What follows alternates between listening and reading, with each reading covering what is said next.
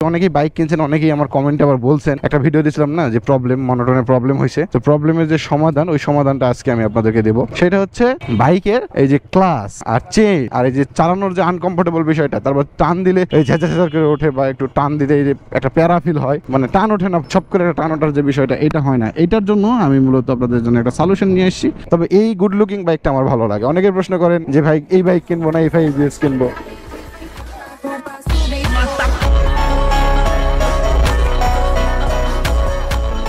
আমি আমাদের হাইওয়ে গুলা থেকে বের হওয়ার পরে, আমি হাইওয়ে বলতে আমাদের কাদো সাম্রাজ্য থেকে বের হওয়ার পরে আমি আমার রেগুলার কাজের দিকেই অগ্রসর হচ্ছি। আর ও রে রে রে রে রে রে হোয়াট এ ড্রাইভিং! একজন রাইডার গেল, দেখলাম, তাকে ভালো লাগলো দেখে। আজকে আমরা ওয়েদারের ফিল নেবো, বৃষ্টি বৃষ্টি মোমেন্টে আমরা হাসাই গাড়ি যাব, বাট এখন না, কবে যাব নিজেও জানি না। বাট এইরকম মুহূর্তে, এরকম মোমেন্টে, এরকম ওয়েদারে হাসাই গাড়ি যাওয়াটা একেবারে জরুরি, মানে জরুরি, মানে খুবই জরুরি। এরকম আকাশ মেঘলা মেঘলা আর হাসাই গাড়ি বিলের যে বাতাসটা, ওখানে একটা রেস্টুরেন্ট আছে ছোট্ট একটু, ওই রেস্টুরেন্টে যায় দাঁড়াইলে যা ভালো লাগে রে ভাই, কি বলবো রে ভাই, বলার ভাষা নাই। আমাকে হেভি ভালো লাগে, হেভি আমার ফেভারিট প্লেস, এক নম্বরে রাখছি বর্তমানে। ও আরেকটা কথা আপনাদেরকে তো বললাই হয়নি, যে এই মনোটন বাইকে একটা জিনিস আপনারা হয়তো জানেন না, এই বাইকে 60-65 যখন পার হয় তখন একটু একটু ভাইব্রেশন শুরু হয়। এই 60-এর নিচে নামলে এখন আর কোনো ভাইব্রেশন নাই, মনে হচ্ছে কাঁধে চলে যাচ্ছেন এরকম মনে হবে। আর যখনই 65 পার হবে তারপর থেকে হালকা হালকা ভাইব্রেশন আপনি ফিল করতে পারবেন আপনার পায়ে, বাইকটা একটু কাঁপতেছে। আর হ্যাঁ, ভাইব্রেশন থাকতেই হবে বাইকে, বাইকে ভাইব্রেশন না থাকলে বাইক চলবে কেমনে ভাই বলেন? ইঞ্জিন তো রানিং হয় না, ইঞ্জিন স্টার্ট হয়। যখন 66 পার করছি এখন আমি একটু একটু বুঝতে পারতেছি ভাইব্রেশন হালকা। এবার তো এর নিচে থাকলে মনে হয় না যে ভাইব্রেশন করতেছে বাইকটা। আজকের ওয়েদারটা দেখেন জোস, কিন্তু কিছুক্ষণ আগেই রুম থেকে বের হইলাম, বের হয়ে যে এখন তো কটা বাজে, 9টা এখনো বাজে নাই। এখানে বাজে 2 মিনিট কম, এখানে 2 মিনিট বেশি। যাই হোক, বাইকের মিটারে 2 মিনিট বেশি, রিজার্ভে ফিউল রিজার্ভে চলতেছে। আর এই ব্যাগের মধ্যে আমার 2টা শার্ট আছে, শার্ট 2টা ভাবতেছি একটু সাইজ সিস্টেম করে নেওয়া লাগবে, একটু বড় সাইজ কিনা হয়ে গেছে। তো দুপুরের দিকে ইনশাল্লাহ দেখা যাক, বাজারের দিকে মানে মহাদেবপুরের দিকে যাইতে হবে। আর এখন তো যাচ্ছি অফিসের দিকে, অফিসের দিকে যাওয়ার সময় তো গপ্প সপ্প আপনাদের সাথে হয়। আর রাইড তো ডেলি না করলে, ডেলি তো রাইড করা পড়েই, তো এই ক্ষেত্রে ভাবি যে ভাই ব্লগ তো ডেলি শেয়ার করাই যায়। এই দিক থেকেই, এই দিকগুলা থেকেই আমি আপনাদের সঙ্গে রেগুলার ব্লগ কন্টিনিউ করি। এটা শেষ করার পরে আমরা দুপুরের টাইমে চলে যাই, একবারে দুপুরে, এখন 9টা, একবারে আমরা কয়টার সময় চলে যাবো? 1টার সময় চলে যাই। ঠিক আছে, বাই বাই।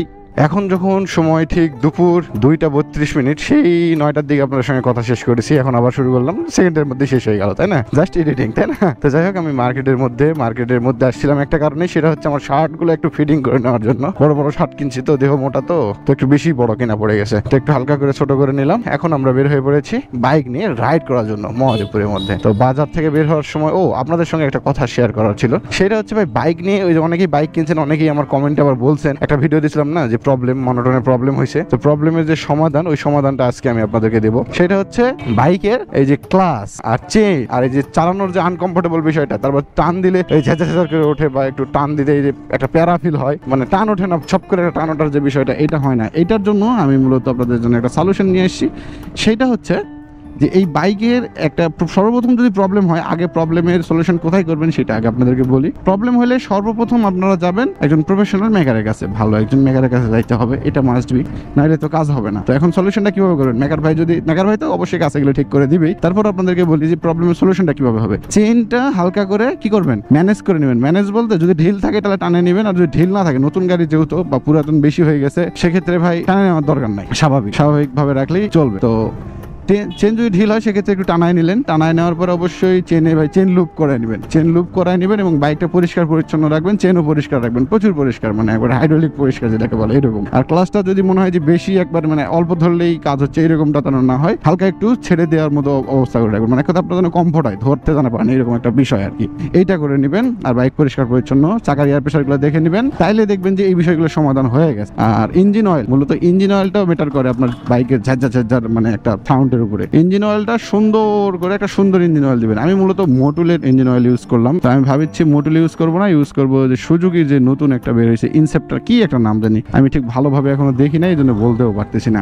এই জিনিসটা আপনারা ইউজ করতে পারেন, মানে এই মোবাইলটা আর কি ভালো হবে। তবে অবশ্যই শোরুম থেকে নেবেন, 10 টাকা বেশি লাগুক। আমি যেটা মনে করছি এখন, মানে আমার এক বন্ধু স্বাধীন চেনেন, ও কি করছে, একটা মোবাইল নিয়ে আসছে, যেটা লোকাল বাজার থেকে নিছে, ওই মোবাইলটাও নিছে, দাম কম, ওইটাও নিছে, আর একটা শোরুম থেকে নেওয়া ওইটাও নিছে। দুইটার প্যাকেট পুরোটাই মানে হালকা হলেও আলাদা, বুঝতে পারবেন পারবেন, প্রিমিয়াম কোয়ালিটি দেখলেই বুঝতে পারবেন শোরুমেরটা প্রিমিয়াম হবে আর এমনিটা একটু নর্মাল হবে। তো ওই মোবাইল আর এই মোবাইল দুইটা এক জায়গায় করে হালকা একটু ছিল প্যাকেটে, ওইখান থেকে ঢালে যেটা অরিজিনাল সেটা রেখে দিছে। কালারটাও খুব সুন্দর, গন্ধটাও খুব সুন্দর, কালারটা লাল টকটকে এবং সুন্দর হয়ে আছে, মানে কালারটা নষ্ট হচ্ছে না। আর যেটা ডুপ্লিকেট ওইটা নিচে রেখে দিছে, মানে মাটিতে দুইটা ঢালে দেখেছি একটা একবার পানির মতো পাতলা ফ্যান দেখছে পানির মতো, আর কালারে কোনো গন্ধ টন্ধ মানে মোবাইলে কোনো গন্ধও নেই, এরকম একটা অবস্থা। তো দেখলেই বুঝতে পারবেন অরিজিনাল ডুপ্লিকেট। তো অরিজিনাল মোবাইলটা দেওয়ার চেষ্টা করবেন, আর 1000-এর বেশি চালানোর চেষ্টা করবেন না বাইক। হ্যাঁ, আর ফিউল অবশ্যই বাইকে রাখতে হবে, মাস্ট বি, বেশি বেশি ফিউল রাখবেন, দেখবেন যে ঠিক থাকবে বিষয়গুলো। আর যে ট্যাঙ্কির মরিচা নিয়ে অনেকে কথা বলেন, আমারটা তো এখনো পড়ে নাই, এই জন্য আপনাদেরকে কিছু বলি নাই যে পড়ছে। আচ্ছা, আমি আগে রুট চেঞ্জ করি, যেহেতু আমাকে দুপুর টাইম লাঞ্চ টাইমে আমি বের হয়েছিলাম,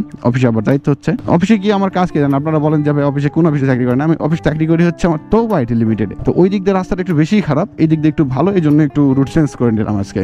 ওইখানে আমার কাজ মূলত হচ্ছে ভিডিও এডিটিং, কন্টেন্ট ক্রিয়েট করা, এগুলোই হচ্ছে আমার কাজ। এডিটিংটাই মানে মূলত বেশি লাগে, কন্টেন্ট আমি ক্রিয়েট করি, আমি কন্টেন্ট বানাই নেই, অনেক অ্যাক্টর আছে তাদের মাধ্যমে। আর প্রোডাক্টগুলো হচ্ছে এই ধরনের, আমাদের কোম্পানি যেগুলো প্রোডাক্ট সেগুলো আপনাদেরকে বলি। প্রোডাক্ট বলতে সফটওয়্যার ডেভেলপিং, ইআরপি সফটওয়্যার, এই ধরনের সফটওয়্যার, তারপর হচ্ছে আপনার আরো আছে ওয়েবসাইট ডেভেলপমেন্ট, এইরকম এসইও, আরো অনেক।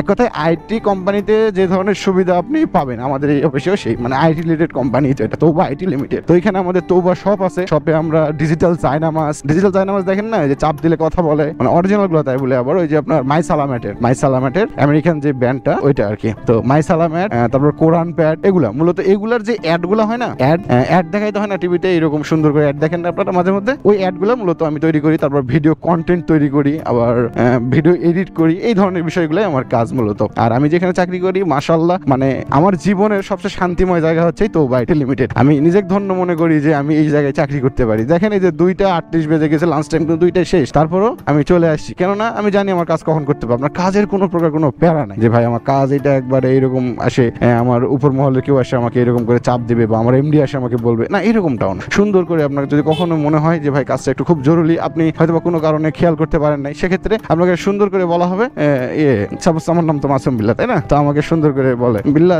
দেখি একটু এটা করা যায় কিনা। মানে এই যে একটা ভালোবাসা, ভদ্রতা। আবার আমাদের অফিসের যে পরিবেশ, এই যে রাস্তাটা যাচ্ছি, এই রাস্তাটা যতটাই আপনার কাছে খারাপ মনে হবে, ওই অফিস ততটাই ভালো।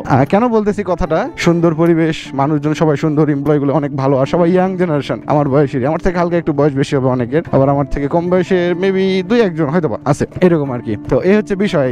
আর এই যে বাইকের যে প্রবলেমটা বললাম, এটা অবশ্যই প্রফেশনাল একজন মেকারের কাছে যাবেন, গিয়ে সুন্দর করে বুঝাই বলবেন যে ভাই টাকা 2000 বেশি লাগুক, আমার বাইকটা যেন আমার কাছে সুন্দর থাকে। ভাই এই বাইক যখন আপনার থাকবে না, তখন খুবই কষ্ট হবে, যদি কোনো সমস্যা হয় আপনার এতটাই মানে প্যারাদায়ক ফিল হবে সর্বোচ্চ পরিমাণে। তো এই বিষয়টা অবশ্যই মাথায় রাখবেন যে এই বাইকের মানে সৌন্দর্য এবং স্মুথনেস চালানোর জন্য বাইকটা অবশ্যই কি করতে হবে? মেইনটেনেন্স করতে হবে। মেইনটেনেন্স করার জন্য মোবাইল ডেন দেওয়া লাগে ভালো মতো, মানে 1000 কিলো চালানোর পরে মোবাইল ডেন দেওয়ার চেষ্টা করবেন। আর বেশিরভাগ কমন প্রশ্ন যেটা আসে যে ভাই আমার বাইকে, মানে রিসেন্টলি প্রশ্ন আসছে এটা, যে আমার বাইকে এরকম প্রবলেম হচ্ছিল, মানে চেন এই যে ক্লাস ছাড়ে দিলে, বেশি গিয়ার দিয়ে টান দিলে ধ্যার করে উঠতেছিল। তো নতুন বাইক বেশি গিয়ার দিয়ে ধ্যার কেন করবে? আমার প্রশ্ন এটা। 5 গিয়ারে হলেও আমি ক্লাস ধরে টান দেবো, বাইক ধ্যার করে উঠবে না, বা ক্লাস ছেড়ে দিলেও কোনো প্যারা হবে না। আমার কথা হচ্ছে তো এটা করে নেওয়ার পরে এখন আমার ঠিকঠাক আছে।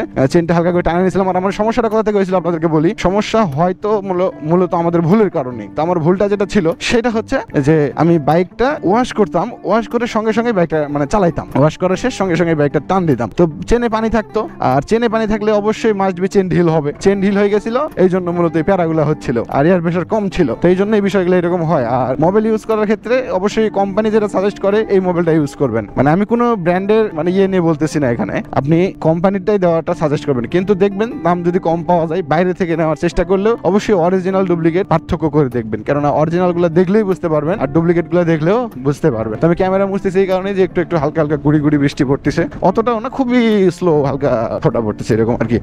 তো হচ্ছে বিষয়। আর এই শখের বাইক যার নাই তার অনেক কষ্ট ভাই, আর যারা আছে যে একবার পাইছেন ভাই একটু যত্ন করে চালায় ভাই, এটা অনেক মূল্যবান। এই জিনিসটা অনেকের কাছে মূল্যবান না, অনেকের টাকা আছে, অনেক সময় চেঞ্জ করে, অনেকের কাছে এটা মূল্যবান না। কিন্তু যাদের নাই, আপনি একটা জিনিস খেয়াল করে দেখেন, আমরা অনেক সময় আমাদের জীবন নিয়ে আমাদের অভিযোগ করি না, অনেক অভিযোগ আমাদের, আমার তো এটা নাই, আমি তো ওটা করতে পারি না, আমি তো এই সেই।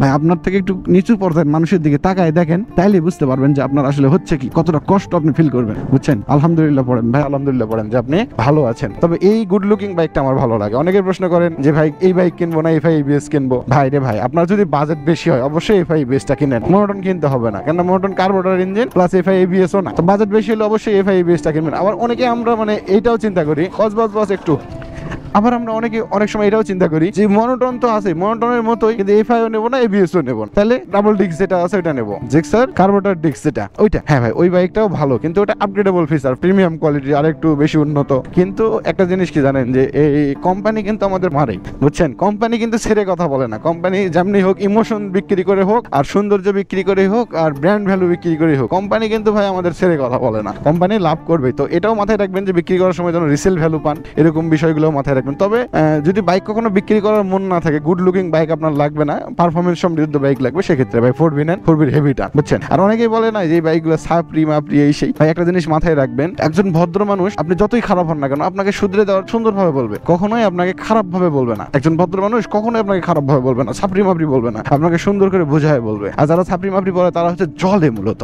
জলে, এবং তাদের মধ্যে কি থাকে, রিস থাকে একটা, ওদেরকে বলা হয় কাপসি। যারা আপনাদেরকে সাপ্রি বলবে তাদেরকে আপনি বলবেন কি, কাপসি। হ্যাঁ মামা, এটা হচ্ছে আমাদের মুসা মামা, এই অফিসের সকল প্রকার দেখাশোনা মামার দায়িত্বে, তাই না? তো মামা হচ্ছে একজন ফ্রি মানুষ, চরম ফ্রি মানুষ। মামা, আমি তো একটু লেট করে এসে ফেলেছি, আমার কি কোনো সমস্যা হবে?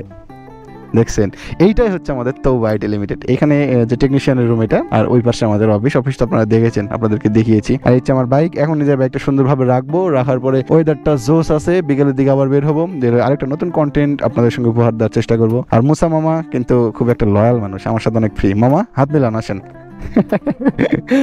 এটা হচ্ছে আমার মুসা মামা, অনেক ভালো মনের মানুষ, ফ্রেশ মাইন্ডের। যাই হোক, অফিসটা যদিও বা গ্রামের আশেপাশে, তবে এখান থেকে শহর বেশি দূরে না, আমাদের অল্প কিছু 2 কিলো। মহাদেবপুর কয় কিলো হবে?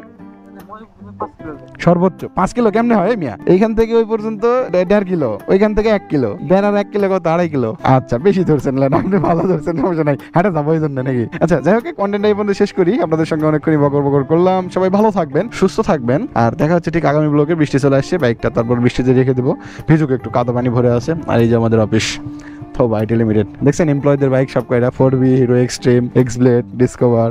আর অনেকে এক্সব্লেডের ভিডিও চাচ্ছেন, আমি এক্সব্লেড বাইকটা সেল করেছি, অনেক দিন হয়ে যাচ্ছে। আমার ভাইয়ার এক্সব্লেড আছে, সমস্যা নাই, এক্সব্লেড দিয়ে আপনাদের ভিডিও দেওয়া যাবে মাঝে মধ্যে, সমস্যা নাই, প্যারা নাই, ওকে? আর এটা হচ্ছে আমার এমডির বাইক, এমডি সাহেবের বাইক, 4B।